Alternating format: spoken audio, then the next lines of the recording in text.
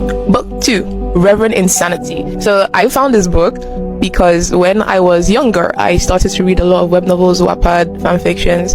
I was on the internet and I stumbled upon Chinese translated works. The first one I found was Genius Dr. Black Belly Miss. I don't like, now as I'm older, I wouldn't recommend that to anyone.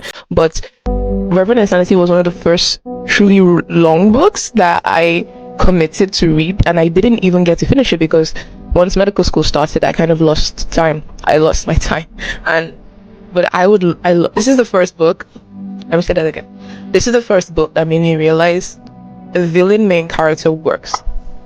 Your main character doesn't have to be morally right in any way, because this guy does. I'm not going to say exactly what he's done, because if I say it, it sounds like the book is like for edgelords, because it happens over spans of hundreds and hundreds of chapters. So obviously, the worst things he does worse and worse things, and even though it's spread out in the book, if I list them all to you, it's gonna feel like, oh, it's just torture, or this is just for weird people. I'm not gonna list them. You have to read it to understand why I like this character. So this character has one goal. He wants to achieve immortality, and he's in this world with these things called goo. Goo are basically, you can make them, you can find them in nature. Originally they were just insects, or I thought they were just insects, but they can be in any shape or form, and they basically allow you to cultivate them, and you can store them, you can find them, you can use them to grow your own power and your own innate ability, like cultivation wise. And there's a goo called the Spring Autumn Cicada, which allows you to go back in time. So at the start of the book, the main character is being surrounded by like the forces of good, because he is the force of evil, and they're like, we need to get back this time travel goo. So they try, but he makes himself explode. Chapter 1, the main character explodes, and he wakes up back in time in his younger self, and he still has this goo. So he decides, this time I'm actually going to get my goal of immortality. So he has lived for 600 years prior to his regression. So this is his journey now, with the knowledge of the future, with his experience in life, how he feels about people, how he feels about getting people's attention, getting people's love. Like, he becomes this kid, and even though he's humiliated on a daily basis, like you see how other children would normally react, he doesn't react like that because he realizes that it's all meaningless. So this for me was like a reflection of Ecclesiastes.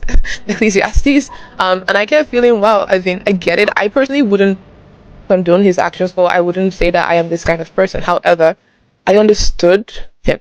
I understood his philosophy. I understood what he was going for. I understood what he meant. He wasn't the kind of person to excessively indulge in things, but at the same time, he appreciated that there is a time for everything. And in the pursuit of immortality, he would give everything. And he acknowledges that he will have to leave behind the idea of love or the idea of companionship. And it's a very lonely road, but he has made his peace with that. And he's so ambitious and he's so charismatic.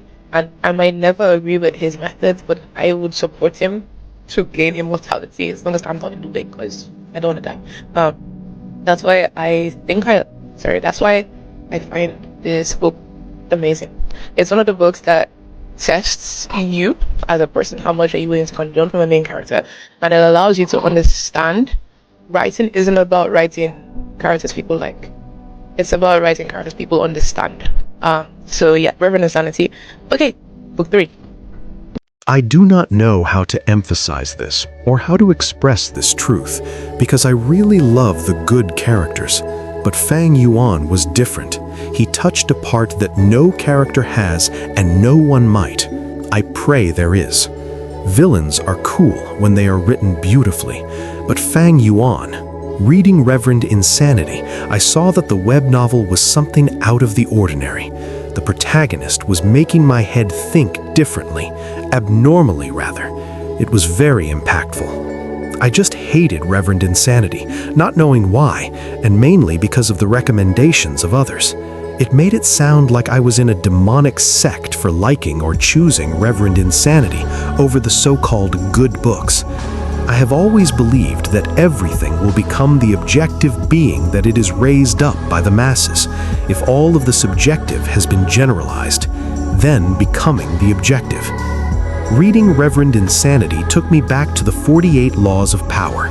Reverend Insanity hitting every point. The emotions in the web novel, the depth, the plot, the philosophy, the lore. I must say it is unparalleled. I have seen the recommendations. They are too shy. I love this exploration of human nature. The persona and the anima of the human should be broken and stretched, and also reformed, backed up with its philosophy and narrative grandeur.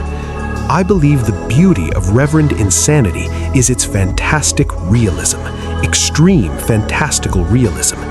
They didn't ban it just because of the violence, but because the lessons and the message was beyond societal advantage. It was a ground of truth. But truth and lies is what makes all of us being the society to be balanced. These truths and lies, which are of the same coin, are very contextual, but of course affecting a great lot of our reality, making the world of Reverend Insanity more special. I have a lot to explain and express about this book. It really had an impact, and it was good, or rather great, from chapter 1, the introduction, unparalleled. This girl, now a woman, probably helped me in becoming calm enough to change my perspective. It was so deep that I felt part of his journey, and it felt enchanting.